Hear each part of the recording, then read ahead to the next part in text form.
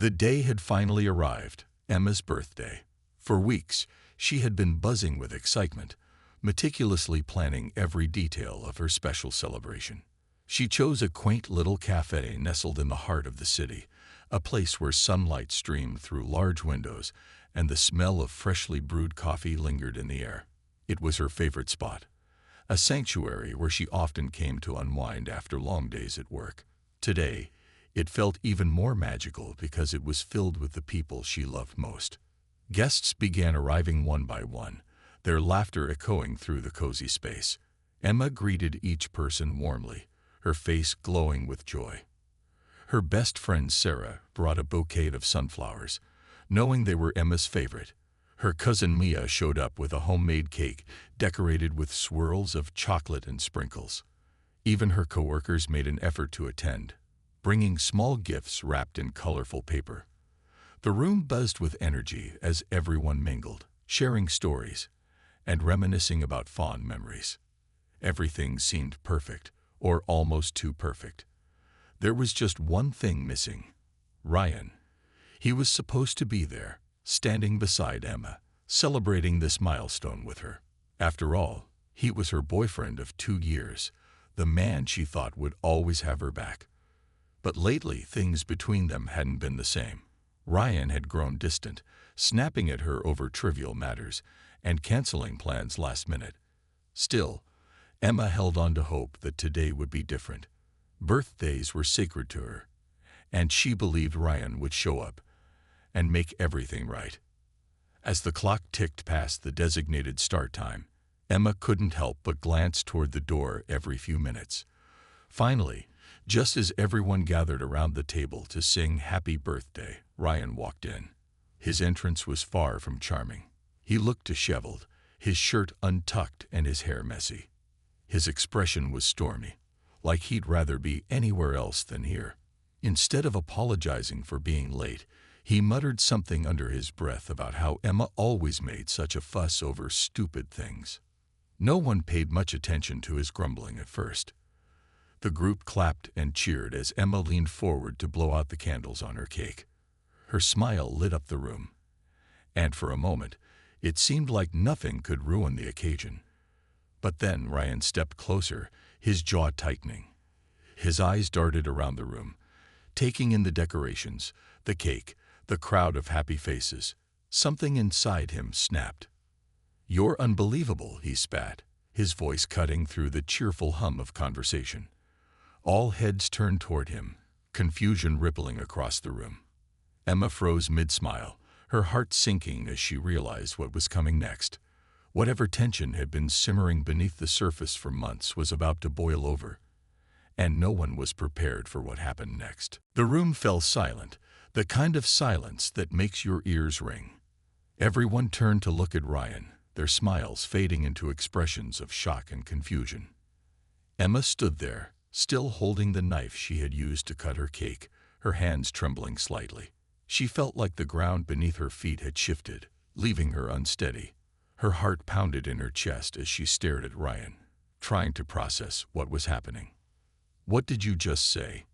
Emma asked softly, her voice barely audible over the tension hanging in the air. Ryan didn't answer right away. Instead, he took a step closer, his face twisted with anger.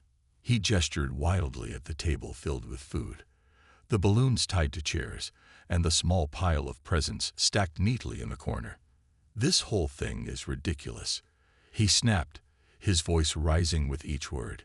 "You always have to make everything about you, don't you? It's your birthday, your party, your rules. Did it ever occur to you that maybe not everyone wants to drop everything for this circus?" Emma blinked, stunned. She opened her mouth to respond but couldn't find the words. The people around her shifted uncomfortably, unsure whether to intervene or stay out of it. Some exchanged worried glances, while others looked down at their feet, avoiding eye contact altogether. But Ryan wasn't done. His frustration seemed to grow with every passing second.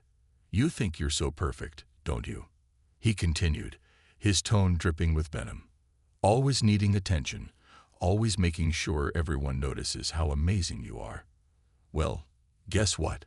You're not fooling anyone." Before anyone could react, Ryan reached for a cup of coffee sitting on the table. He grabbed it so quickly that some of the liquid sloshed over the sides, spilling onto the tablecloth. For a split second, Emma thought he might throw it on the floor in a fit of rage. But then, without hesitation, he hurled the entire cup directly at her. Time seemed to slow down as the hot liquid splashed across Emma's face. The warmth stung her skin, and droplets trickled down her cheeks and onto her shirt. Her hands flew up instinctively, but it was too late. The damage was done. The room erupted into gasps and murmurs of disbelief. Someone dropped a fork, the clatter echoing loudly in the stunned silence that followed. Emma froze, her wide eyes locked on Ryan. Her mind raced, trying to comprehend what had just happened. Was this real? Had her own boyfriend really thrown coffee in her face, in front of all these people? Tears welled up in her eyes, but she refused to let them fall. Something inside her hardened, like a switch had flipped. Pain and embarrassment battled with a growing sense of clarity, and for the first time, she saw Ryan for who he truly was: cruel, selfish, and completely out of control. No one moved. The guests stood frozen, unsure of what to do. A few people started whispering among themselves, while others simply stared in horrified silence. Sarah, Emma's best friend, took a hesitant step forward, reaching out as if to comfort her. But Emma didn't need comforting. Not yet.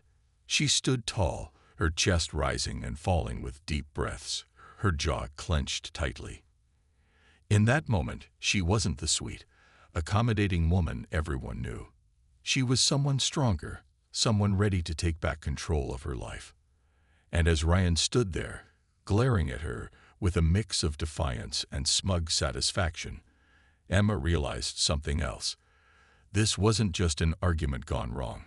This was abuse, and she wasn't going to let it define her anymore. The weight of what had just happened pressed down on Emma as she stood there, dripping with coffee. Her skin felt sticky and warm, but the discomfort wasn't just physical. It was deep, searing, and raw. The room around her seemed to blur slightly, like a painting someone had smudged with wet fingers. She could hear faint murmurs from her friends and family, their voices overlapping in concern, but it all sounded distant, muffled, as though she were underwater. Emma turned slowly, her movements deliberate despite the storm raging inside her. Without saying a word, she walked toward the restroom at the back of the cafe. People tried to follow her. Sarah reached out again, calling her name softly. But Emma shook her head gently, signaling that she needed a moment alone. For once, no one argued. They let her go, watching helplessly as she disappeared behind the restroom door. Inside, the small space offered a brief escape from the chaos outside. Emma leaned against the sink, staring at her reflection in the mirror. Coffee stains streaked her cheeks and neck, and her favorite blouse was ruined, dark splotches spreading across the fabric. But it wasn't the mess that caught her attention. It was her eyes. They looked different now, sharper somehow, as if they belonged to someone else entirely. Someone stronger. Her mind raced through memories of her relationship with Ryan. The late-night arguments when he accused her of being too needy, the times he criticized her choices or belittled her dreams. At first, she brushed it off, telling herself that every couple went through rough patches. But over time, those moments became more frequent, more intense, and yet she always stayed, convincing herself that love meant sacrifice, that things would get better if she just tried harder. But today showed her the truth. What Ryan did wasn't a mistake or a temporary lapse in judgment. It was calculated, humiliating, and cruel. He wanted to hurt her, and not just privately, either. He wanted to do it in front of everyone, stripping away her dignity and making her feel small. Emma gripped the edges of the sink tightly, her knuckles turning white. A wave of anger surged through her, hotter than the coffee still clinging to her skin. How dare he treat her like this? How dare he act as though her happiness didn't matter? She thought about the countless birthdays, anniversaries, and holidays she'd spent catering to his moods, putting his needs above her own. She thought about the times she canceled plans with friends because he said he needed space, only for him to ignore her texts later. And now, here she was, standing in a bathroom, cleaning up after his rage. As she wiped the coffee from her face with trembling hands, something shifted within her. The tears she'd been holding back finally spilled over, but they weren't tears of sadness. They were tears of release. She cried for the version of herself who had tolerated so much, who had convinced herself that love meant enduring pain. And then, she cried for the version of herself standing here now, the one who refused to settle anymore. When the last drop of coffee was gone from her skin, Emma straightened up and took a deep breath. Looking at her reflection again, she whispered aloud, "Enough." Just one word, but it carried the weight of years' worth of frustration, fear, and heartache. Enough running back to him. Enough making excuses. Enough letting him chip away at her self-worth. Emma dried her face with a paper towel, squared her shoulders, and stepped out of the restroom. Whatever happened next, she knew one thing for certain. She wouldn't be the same person who walked into that cafe earlier today. That Emma was gone. This Emma was ready to fight. For herself, for her future, and for the life she deserved. When Emma stepped out of the restroom, the atmosphere in the cafe was tense. Conversations had resumed, but they were hushed and uneasy. People glanced toward Ryan, who stood near the dessert table with his arms crossed, looking both defiant and restless. It was clear he expected Emma to crumble, to burst into tears or beg him to stay. That's how it usually went. He'd lash out, she'd apologize, and somehow they'd patch things up. But not this time. Emma walked straight to him, her steps steady and purposeful. The room seemed to hold its breath as everyone turned to watch. Sarah and Mia exchanged nervous looks, unsure whether to intervene. Ryan noticed her approach and smirked, as if he already knew what she was going to say, or thought he did.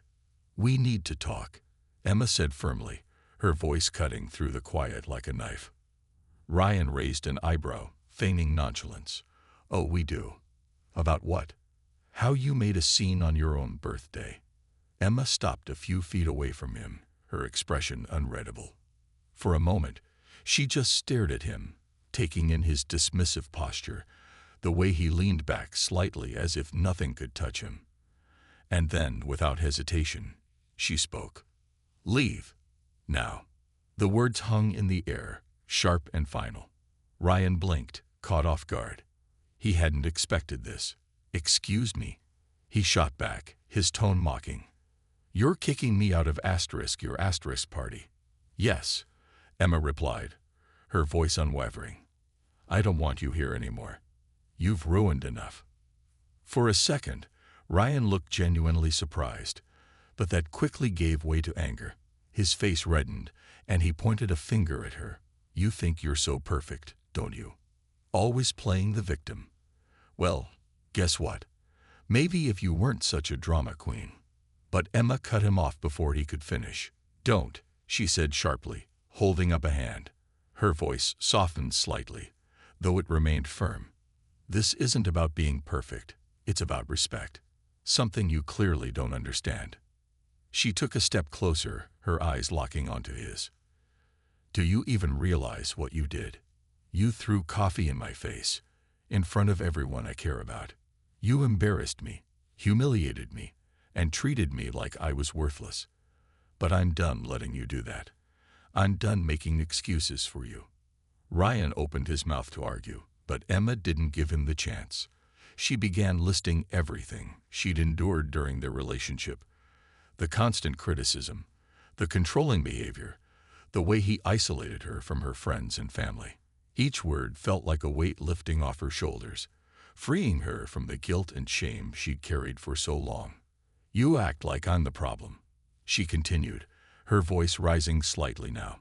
"But the truth is, you're the one who can't handle anything that doesn't revolve around you. You're selfish, Ryan. And honestly, I deserve better than someone who treats me like garbage." By this point, the entire room was silent. Even the barista behind the counter had stopped working, watching the confrontation unfold. Some of Emma's guests nodded subtly, silently agreeing with her words. Others whispered encouragement under their breath, urging her to keep going. Ryan stammered, trying to defend himself, but his arguments sounded weak compared to Emma's clarity. Finally, he muttered something about her being dramatic and stormed toward the exit, slamming the door behind him. The sound echoed through the cafe, leaving an eerie silence in its wake. Emma stood there for a moment, her chest rising and falling as she processed what had just happened. Then, slowly, she turned to face her friends and family. Their faces were a mix of shock, admiration, and relief. One by one, they began to clap, not loudly, but enough to fill the room with warmth and support. Emma managed a small smile, feeling a sense of victory wash over her. This wasn't just about ending things with Ryan. It was about reclaiming her power. And as she looked around at the people who loved her, she realized something important. She wasn't alone. Whatever came next, she would face it head-on, with courage, strength, and the unwavering support of those who truly mattered. The applause from her friends and family lingered in the air, soft but meaningful. Emma felt a wave of gratitude wash over her as she looked around the room. These were the people who mattered most, the ones who had always been there for her, even when she didn't realize how much she needed them. For so long, Ryan had tried to dim their light in her life, convincing her that she didn't need anyone else if she had him. But now, standing here surrounded by love and support, Emma understood just how wrong he had been. "Thank you," she said softly, her voice trembling with emotion. "I know today didn't go the way any of us planned, but I'm glad you're all here." Her words seemed to break the tension in the room. Sarah stepped forward first, wrapping Emma in a tight hug. "You don't have to thank us," she whispered. "We're just happy you're okay." Others followed suit, offering hugs, kind words, or simply sitting beside her in quiet solidarity. The warmth of their presence reminded Emma that she wasn't alone, and never really had been. As the evening wore on, the mood began to shift. What started as a somber gathering transformed into something unexpected. A celebration. Someone suggested they finish cutting the cake, and soon laughter returned to the cafe. Mia joked about how no one could ruin Emma's birthday, not even a walking disaster like Ryan. The comment earned chuckles from the group, and Emma found herself smiling despite everything. Later, as guests started leaving, many stopped to tell Emma how proud they were of her. Some shared stories of their own struggles with difficult relationships, reminding her that she wasn't the only one who had faced heartache. Their vulnerability made her feel less isolated, more connected to the people around her. It was a powerful reminder that everyone carried scars, but healing was possible, especially with the right support system.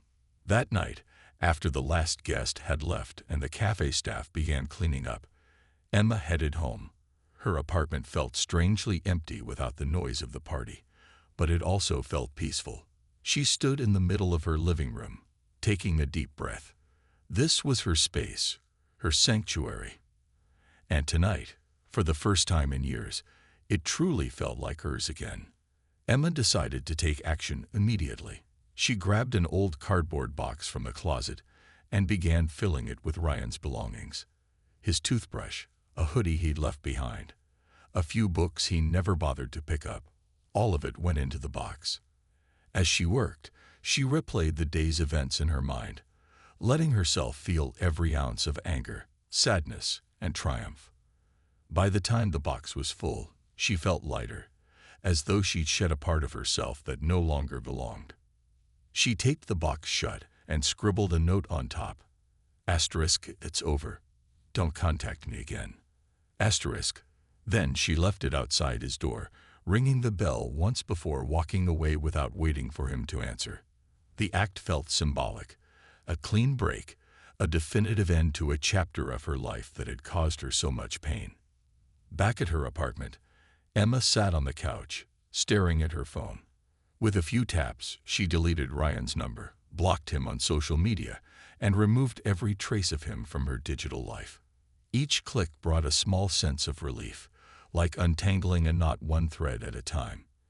When she was done, she powered off her phone and set it aside. For the first time in months, Emma climbed into bed feeling calm. She closed her eyes, listening to the quiet hum of the city outside her window. There was still so much ahead of her: healing to do, lessons to learn, and new beginnings to embrace. But tonight, she allowed herself to rest. Tomorrow would be a fresh start, a chance to rediscover who she was without Ryan's shadow looming over her. And for the first time in a long time, Emma fell asleep with hope instead of fear. In the weeks following her birthday, Emma threw herself into healing. It wasn't easy.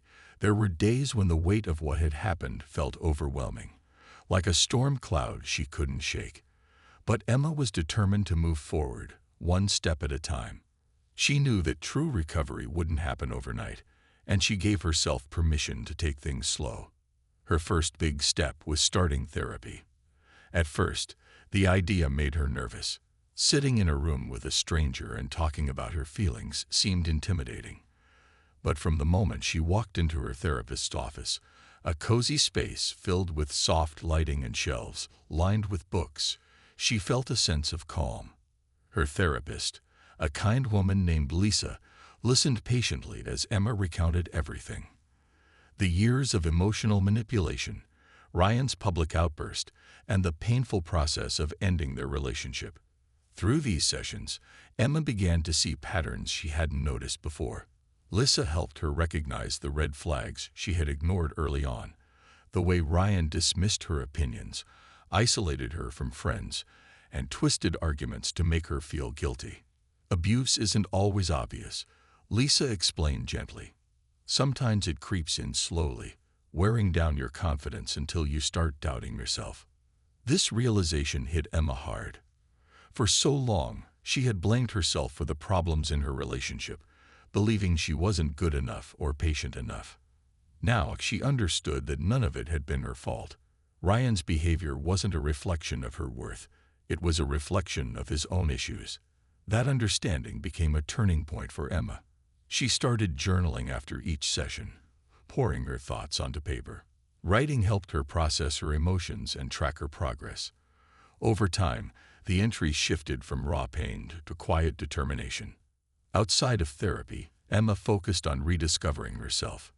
She reconnected with hobbies she had abandoned during her time with Ryan. Painting, which used to bring her so much joy, became a form of self-expression again. On weekends, she set up an easel by the window and let colors flow freely across the canvas. Some pieces were chaotic, mirroring her inner turmoil, while others were bright and hopeful, capturing glimpses of her renewed spirit. She also returned to reading, something she had loved since childhood but had neglected because Ryan often teased her for wasting time with books. Now, curled up on her couch with a novel, she found solace in stories that reminded her of resilience and courage. Each book felt like a small rebellion against the person Ryan had tried to mold her into. Emma leaned heavily on her support system too. Sarah and Mia became her anchors, checking in regularly and inviting her to coffee dates or movie nights. They didn't push her to talk about Ryan unless she wanted to. Instead, they focused on reminding her how amazing she was. Their unwavering belief in her gave Emma strength on days when doubt crept in. One evening, as she sat painting, Emma realized something profound. She missed Ryan less with each passing day. The sharp ache of betrayal had dulled, replaced by clarity and purpose. She no longer defined herself by her past relationship. Instead, she saw herself as someone capable of growth, someone who could rise above adversity and create a life full of meaning. As she cleaned her brushes and admired the sunset outside her window, Emma smiled softly. Healing wasn't linear, and there would still be tough days ahead. But for now, she felt grounded, hopeful, and ready to embrace whatever came next. She was rebuilding not just her life, but her identity. And every brushstroke, every page turned, Every laugh shared with friends was proof that she was moving in the right direction. As word spread about what had happened at Emma's birthday party, the outpouring of support surprised even her. Friends she hadn't spoken to in years reached out, sending heartfelt messages and reminding her how much they admired her strength. Some shared their own experiences with toxic relationships, thanking Emma for inspiring them to reflect on their lives. Even acquaintances from work stopped by her desk to offer kind words or simply let her know they were there if she needed anything. But one message stood out among the rest.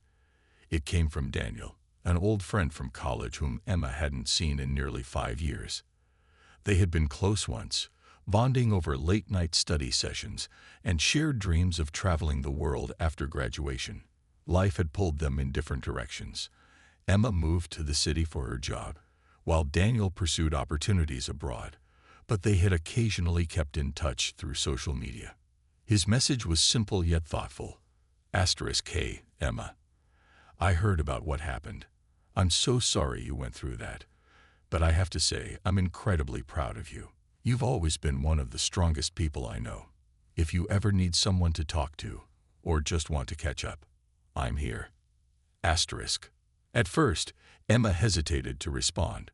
She wasn't sure how comfortable she felt reconnecting with someone from her past, especially when her life still felt like it was in pieces. But something about Daniel's sincerity struck a chord. His words reminded her of happier times, before Ryan entered her life and clouded everything with negativity. So, after a few days of thinking it over, she decided to reply. Their conversation started tentatively, with small talk about where life had taken them since college.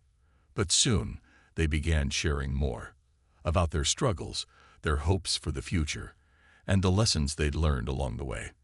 Daniel listened without judgment when Emma opened up about her relationship with Ryan, offering empathy rather than pity. He didn't try to fix her or tell her what to do. He simply let her speak, validating her feelings and reminding her that she deserved better. Over time, their chats became a regular part of Emma's routine. Whether it was a quick text during lunch or a long phone call late at night, Daniel's presence brought a sense of calm she hadn't realized she needed. He encouraged her to keep pursuing her passions, cheering her on as she painted new pieces and explored local art galleries. When she mentioned wanting to start volunteering at a community center, he enthusiastically offered suggestions based on his own experiences abroad. Daniel also introduced Emma to new perspectives. Through stories of his travels, he inspired her to dream bigger and embrace uncertainty. Life is too short to stay stuck, he told her during one of their calls. Sometimes, you just have to take a leap and trust that the universe will catch you. Emma appreciated his optimism, though she couldn't help but laugh at his dramatic metaphors. Still, his words resonated with her. She found herself looking forward to their conversations, not because she depended on him, but because they made her feel alive again. For the first time in years, she wasn't clinging to someone out of fear or obligation. Instead, she was building a connection rooted in mutual respect and understanding. Of course, Emma knew better than to rush into anything romantic. Not yet, anyway. Her priority was still healing and rediscovering herself. But having Daniel in her corner felt like a gift, a reminder that kindness and genuine care still existed in the world. As autumn leaves began to fall outside her window, painting the streets in shades of gold and red, Emma allowed herself to imagine a future where love wasn't painful or suffocating.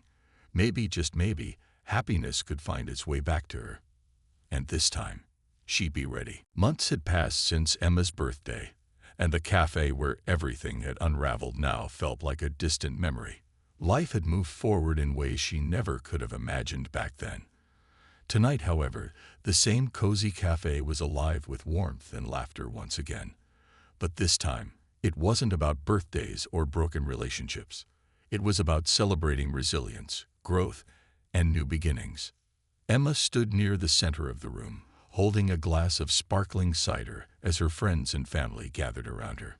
The space was decorated simply but beautifully, with twinkling fairy lights strung across the ceiling and fresh flowers adorning each table.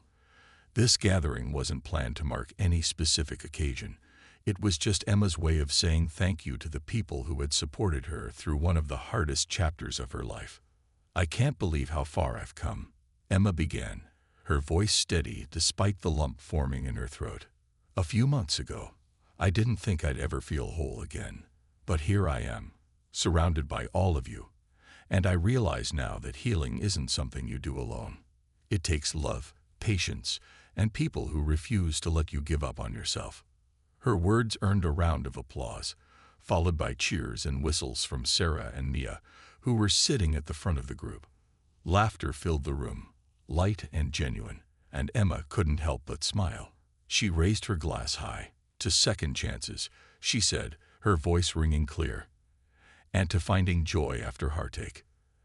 As the evening went on, Emma noticed Daniel standing near the counter, chatting animatedly with some of her coworkers. He looked comfortable, relaxed, yet unmistakably aware of her presence. Every so often, their eyes would meet across the room, and he'd flash her a quick grin. Emma found herself smiling back, feeling a warmth in her chest that hadn't been there in years. Later, when the crowd thinned out and conversations became quieter, Daniel approached her. "You did great tonight," he said softly, his tone warm and sincere. "I'm really proud of you." Emma tilted her head, studying him for a moment. "Thank you," she replied, her voice tinged with gratitude. "For everything. You've been such a big part of my journey these past few months." Daniel shrugged modestly, though his cheeks flushed slightly.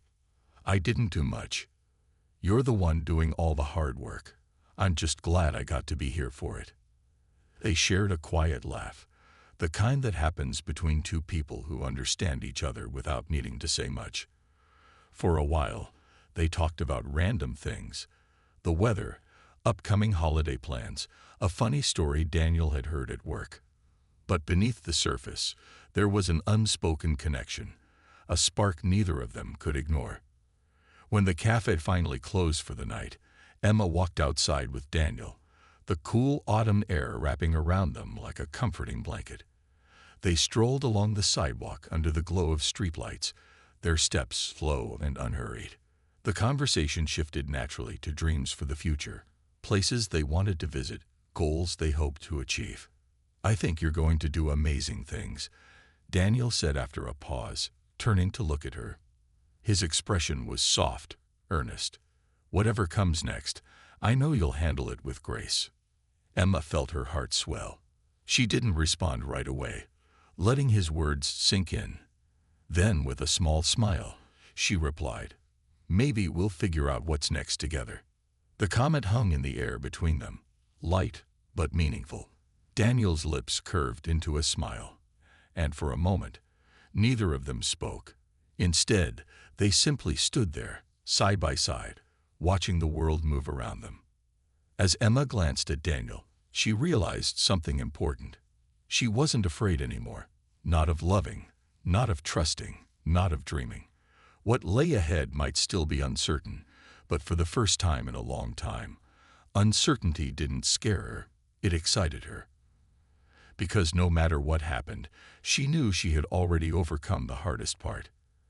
And with people like Daniel cheering her on, anything felt possible.